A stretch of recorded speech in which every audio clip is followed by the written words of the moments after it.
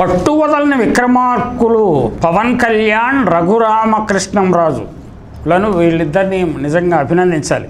వైసీపీకి వ్యతిరేక ఓటు చీలకుండా కూటమి ఏర్పాటు చేస్తానని పవన్ కళ్యాణ్ అనేక త్యాగాలు చేసి కూటమిని ఏర్పాటు చేశాడు. ఎన్ని త్యాగాలు చేసి అభినవ త్యాగరాజుగా పవన్ పేరు తెచ్చుకున్నాడు. లేకపోతే కొందరు ఆయన్ని అవహేళనగా కూడా త్యాగరాజు అని పిలుస్తున్నారు. అందుకోసం జనసేన పార్టీని, వీర మహిళలను, జన సైనికులను ఆయన బలిపెట్టారు.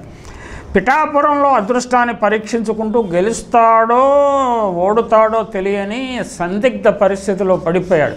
ఆ కథ అలా ఉంచితే ఇక తాజాగా రఘురామకృష్ణంరాజు పట్టువదలని విక్రమార్కుల్లా ప్రయత్నించి పార్టీలు మార్చి, నియోజకవర్గాలు మార్చి మొత్తం మీద ఉండిలో తెలుగుదేశం టికెట్ సంపాదించాడు.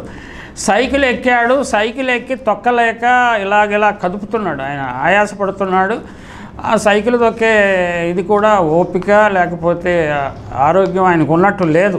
అక్కడ విజయం సాధిస్తాడో లేదో మనకు తెలియదు. కానీ అక్కడ ఉండే విచిత్రమైన పరిస్థితుల్లో ట్రయాంగిల్ పోటీ ఏర్పడేలా కనిపిస్తున్నది. అధికార టీడీపీ అభ్యర్థిని ఒప్పించి ఆయన తప్పించారు. ఆయన స్థానంలో అధికార తెలుగుదేశం అభ్యర్థిగా రఘురామకృష్ణరాజు పోటీ చేస్తున్నారు.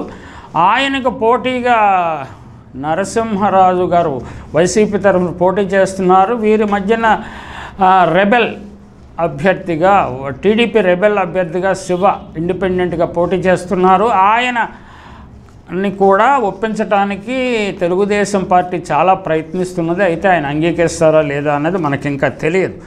ఏదైనా మొత్తం మీద RRR గారిని అభినందించాలి. ఆయన నరసాపురం నుంచి పోటీ చేస్తాడేమో, మా ఊరు వెళ్ళి నా ఓటు వినియోగించాలి ఆయనకు వ్యతిరేకంగా అనుకున్నాను. కానీ ఆయన ఉండిలో పోటీ చేస్తున్నాడు కాబట్టి ఆ అవకాశం నాకు దక్కలేదు. గత ఎన్నికల్లో ఆయనకు నేను ఓటు వేశాను. దాన్ని ప్రాయశ్చిత్తం చేసుకోవడానికి ఇప్పుడు ఆయన్ని ఓడించడానికి ఓటు వేయాలనుకున్నాను. సాధ్యమయ్యేలా కనిపించట్లేదు. అయితే ఇక RRR గారి వ్యవహారానికి వస్తే ఆయన చచ్చినోడి పెళ్లికి వచ్చిందే కట్నం అన్నట్టు నరసాపురం లోక్సభ రాకపోయినా కనీసం ఉండి అసెంబ్లీ సీట్ అయినా సంపాదించారు. అందుకు రాజుగారిని అభినందించాలి. ఉండే అసెంబ్లీ నియోజకవర్గం నుంచి తెదేపా అభ్యర్థి రఘురామకృష్ణరాజు పోటీ చేయటమే కాకుండా అప్పుడే నామినేషన్ కూడా వేసేశారు.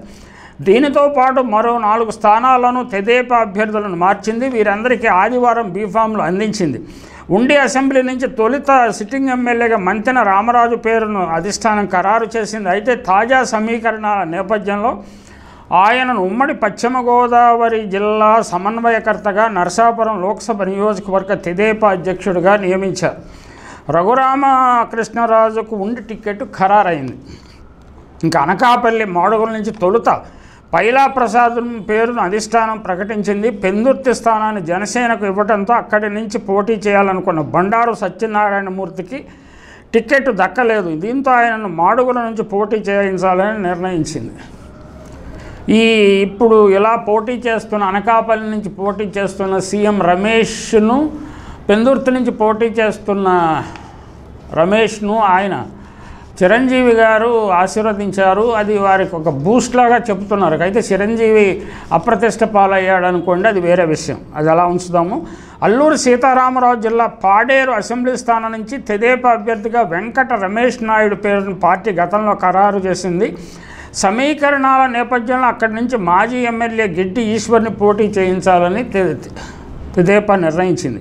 శ్రీ సత్యసాయి మడకశిర అసెంబ్లీ తొలుత తెదేపా తరఫున సునీల్ కుమార్ పేరు ప్రకటించారు. ఇప్పుడు అక్కడి నుంచి MS రాజును బరిలోకి నిలుపుతున్నట్లు తెదేపా ప్రకటించింది. అక్కడ తీవ్రమైన అసంతృప్తి ఉండి ఉద్రిక్త పరిస్థితులు నెలకొన్నట్టు కూడా వార్తలు వస్తున్నాయి. మాజీ ఎమ్మెల్యే కురుకొండ్ల రామకృష్ణ కుమార్తె లక్ష్మీ సాయిప్రియను వెంకటగిరి అసెంబ్లీ నియోజకవర్గంలో గతంలో ప్రకటించారు. తాజాగా ఆమెను మార్చి తండ్రి రామకృష్ణకే అవకాశం కల్పించారు. తూర్పుగోదావరి జిల్లా అనపర్తి నియోజకవర్గంలో కూటమి అభ్యర్థిగా తెదేపా మాజీ ఎమ్మెల్యే నల్లమిల్లి రామకృష్ణారెడ్డిని బరిలో దించనున్నారు. భాజపాలో చేరి కమలం గుర్తుపై పోటీ చేయడానికి దాదాపు ఖాయమయ్యింది.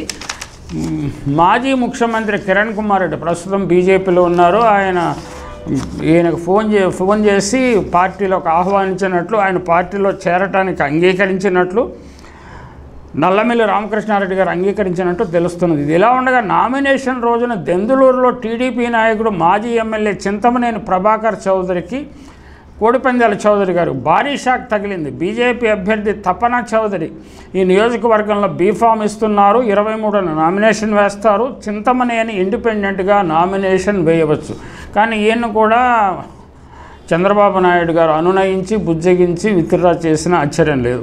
అయితే ఇందులో ఎవరు నెగ్గుతారు, ఎవరు ఓడుతారని ఊహాగానాలు వెల్లువెత్తుతున్నాయి. గోదావరి జిల్లాలో నరసాపురం పార్లమెంటు, తాడేపల్లిగూడెం అసెంబ్లీ గతంలో బీజేపీ నెగ్గి ఉంది. అందువల్ల ఈ జిల్లా మీద పార్టీ దృష్టి పెట్టింది. తాడేపల్లిగూడెంలో బీజేపీ నాయకుడు మాజీ మంత్రి మాణిక్యాలరావు గారి మరణం, జనసేన అక్కడ బలంగా ఉండటం వల్ల ఆ స్థానాన్ని జనసేనకు బీజేపీ వదులుకోవలసి వచ్చింది.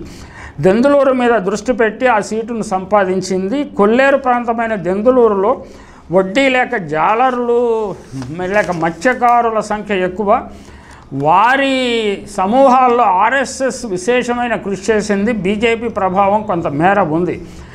కైకలూరులో కూడా గతంలో బీజేపీ నెగ్గిన విషయం తెలిసిందే. ఈ మొత్తం వ్యవహారాన్ని చూస్తుంటే పట్టుబదలని విక్రమార్కులు పవన్ కళ్యాణ్, రఘురామకృష్ణంరాజును అభినందించాలి. అంటే ఈ మార్పులు చేర్పులు వెనక అంటే ఒక సీటు అడ్జస్ట్ చేస్తే అనేక సీట్లను మనం సర్దుబాటు చేయాల్సి వస్తుంది.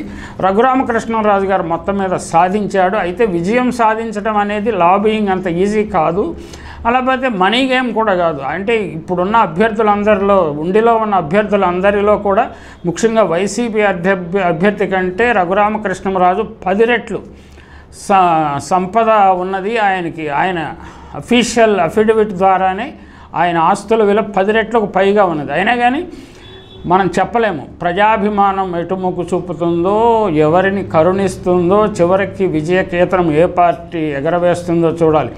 అయితే రఘురామకృష్ణంరాజు అసెంబ్లీకి వస్తే ఆయన అధికారంలోకి రాబోయే వైసీపీ పార్టీకి పెద్ద తలనొప్పిగా మారతాడు.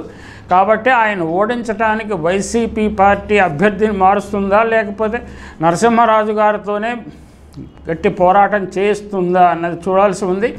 పిఠాపురం మాదిరిగానే ఉండిలో కూడా వైసీపీ సర్వశక్తులు ఒడ్డుతుంది అనే విషయంలో ఎటువంటి సందేహం లేదు. పిఠాపురంలో వంగా గీత గారు